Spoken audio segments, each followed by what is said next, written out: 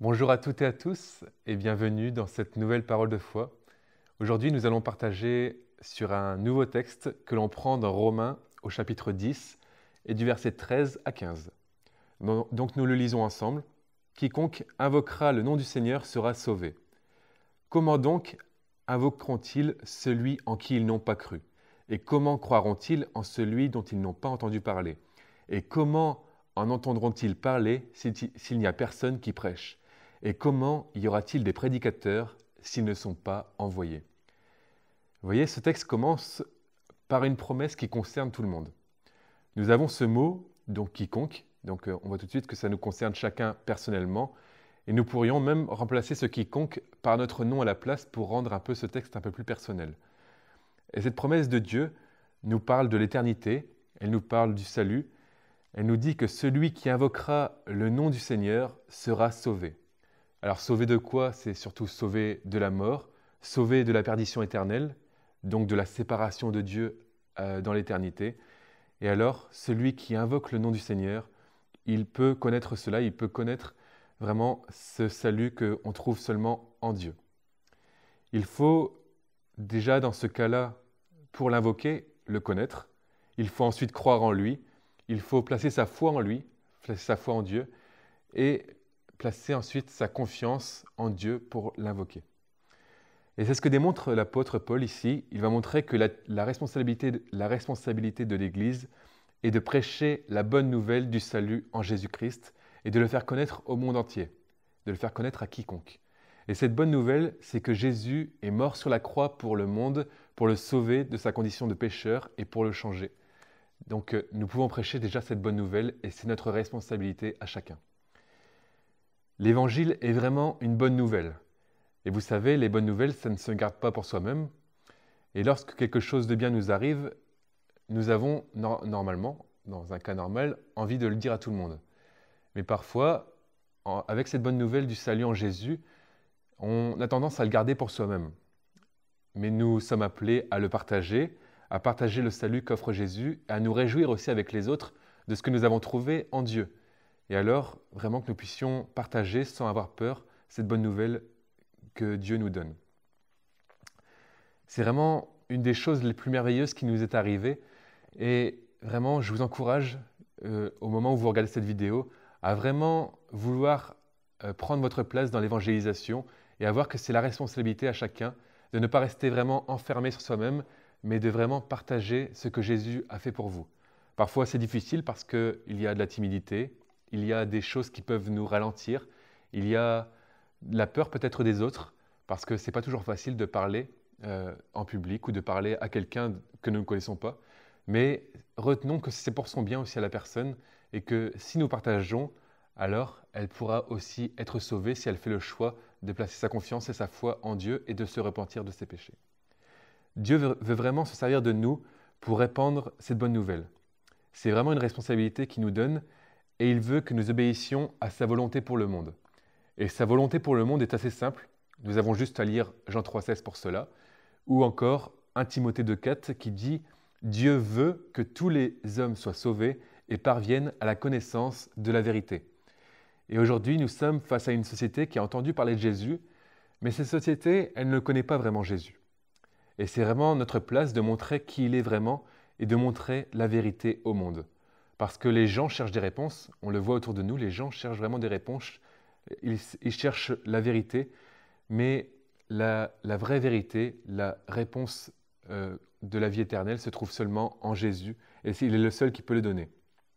Aujourd'hui, si vous regardez un peu autour de vous, vous voyez que les gens vont dans les choses un peu occultes, ces choses qui ont un de succès aujourd'hui. Vous avez juste à regarder le yoga, par exemple, qui est assez banalisé. Les gens vont voir les médiums, ils vont voir les hypnotiseurs, ils vont voir parfois les magnétiseurs et tellement d'autres choses, mais des choses qui ne sont pas des choses que Dieu veut et des choses qui ne procurent pas non plus la vie éternelle. Et c'est pourquoi nous devons vraiment être dans la rue parce que ces gens sont là, ils sont prêts à montrer ces choses, ils sont prêts à amener les autres vers eux, vers ces choses occultes. C'est pourquoi nous devons vraiment amener les gens à Jésus et vraiment être là aussi où est notre place pour que les gens puissent connaître la vérité.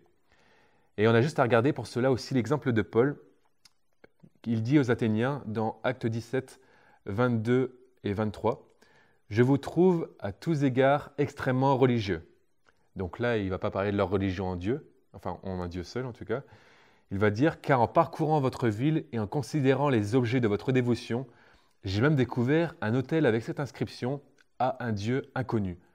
Ce que vous révérez sans le connaître, c'est ce que je vous annonce. » Vous voyez, Paul dit d'Athènes qu'elle est une ville extrêmement religieuse de par son idolâtrie. Elle ressemble beaucoup finalement à notre société d'aujourd'hui.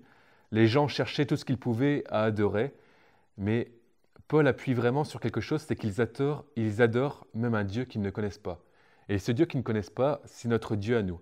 C'est pourquoi nous devons être là pour faire connaître à ce monde notre Jésus qui veut se faire connaître à tous et qui veut sauver chacun pour que chacun puisse l'invoquer et puisse être simplement sauvé.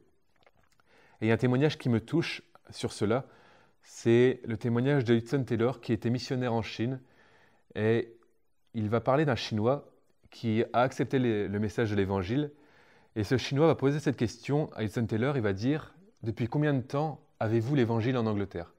Parce que lui, il n'avait jamais entendu parler de cela et il va dire à Hudson Taylor « Mais ça fait combien de temps que vous avez l'Évangile en Angleterre ?» Et Hudson Taylor, il va dire « Ça fait assez longtemps parce que eux, ils l'ont reçu depuis très longtemps simplement. » Et là, ce qui est triste, c'est que le Chinois va vraiment comprendre que les Anglais, ils avaient gardé l'Évangile pour eux. Et les Chinois, eux, n'avaient jamais entendu parler de cet Évangile et n'avaient jamais pu goûter à cette vie que Jésus a apportée. Et ce témoignage nous montre vraiment que notre responsabilité est vraiment de ne pas garder l'Évangile pour nous, mais de le partager à tous.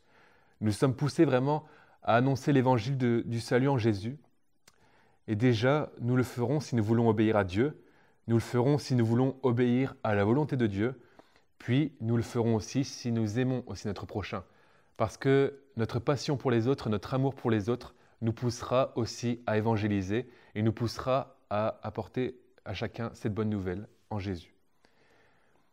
Il y a aussi cette promesse de Jésus qui nous pousse et qui vraiment nous encourage parce qu'il nous montre que si nous évangélisons, eh bien, lui reviendra. Il va dire notamment, c'est dans Matthieu 24 au verset 14, « Cette bonne nouvelle du royaume sera prêchée dans le monde entier pour servir de témoignage à toutes les nations. Alors viendra la fin. » Et nous, c'est ce que nous voulons. Nous voulons que la fin arrive pour être auprès de Dieu dans le ciel pour l'éternité. Et la fin arrivera seulement si nous partageons le message de l'Évangile à toute la création. Quand tous auront entendu parler de Dieu, quand tous auront l'occasion de faire le choix de suivre Dieu ou de ne pas le suivre, eh bien, là viendra la fin. Alors obéissons vraiment à Jésus et à la mission qu'il nous confie, où il va dire simplement dans Matthieu 28, ce verset que nous connaissons bien, au verset 19 et le début du verset 20, « Allez, faites de toutes les nations des disciples, les baptisant au nom du Père, du Fils et du Saint-Esprit, et enseignez-leur à observer tout ce que je vous ai prescrit. » Soyez vraiment encouragés à partager cette bonne nouvelle, à partager votre témoignage. Demandez-lui de vous aider vraiment à notre Seigneur parce que c'est lui aussi qui nous aide à témoigner de lui et que vraiment il puisse sauver encore aujourd'hui des âmes, sauver encore autour de vous. Voilà, soyez vraiment encouragés à cela et que le Seigneur vous bénisse abondamment et je vous dis à bientôt dans une nouvelle parole de foi.